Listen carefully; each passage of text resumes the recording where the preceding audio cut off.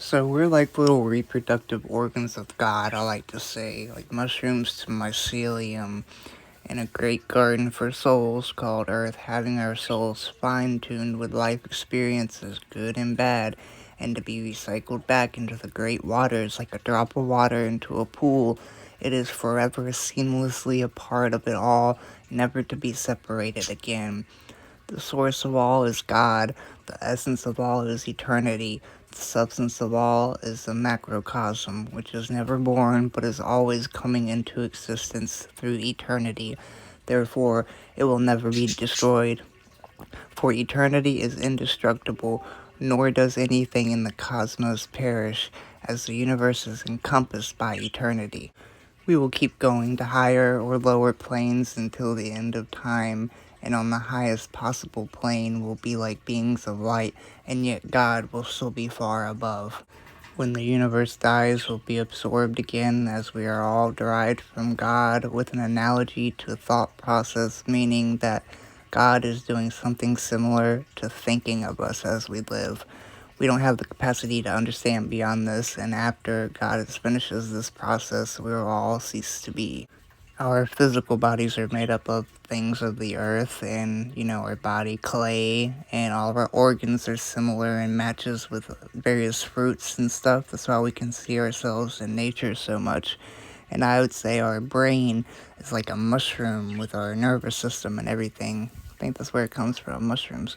But our soul, our spirit, that I believe is created and comes from God Himself. We are already a part of the all, they say, for it is on everything, and the all is a part of us, or God. We are made of this process, so we'll cease to exist only in the sense that we know of it, but actually we are already one with God. You can't kill your spirit. The only thing you can do is cease to exist. And, well, your body is the only thing that can cease to exist.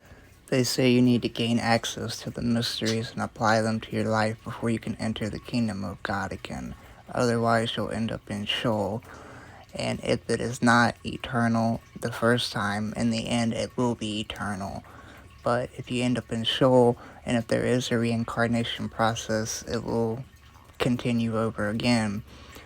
Still being a good person or having faith is not necessarily enough to enter the kingdom of our Father.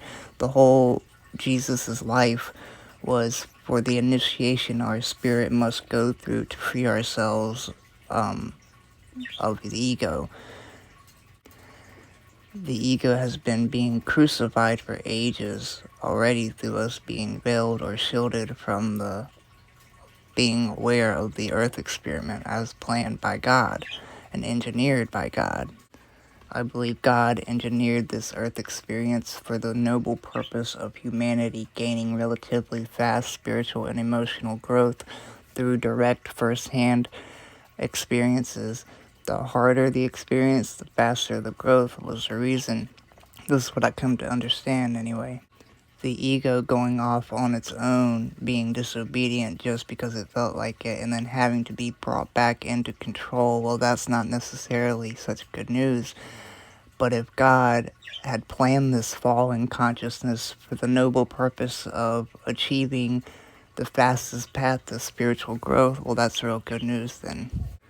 First, a descent or involution into the world of matter, which is a dream world, not a real world, but a world of illusion that could also be described as a game in which we are players on a playing field of huge range of emotions.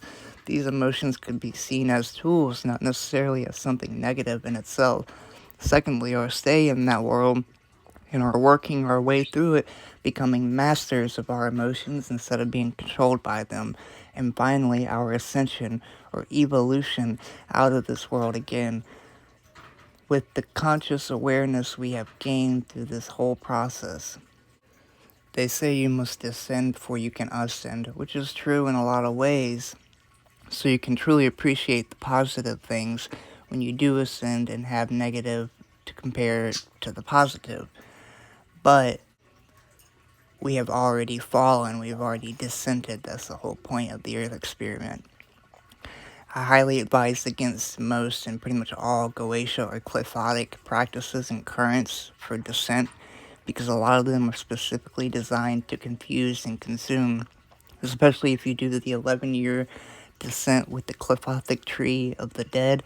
Stripping away your filter and your layers is good for a lot of things, but to strip away everything that makes you you and to construct an alter ego to house an archetype or an entity, you become an empty vessel for a demonic forces to just ride around in.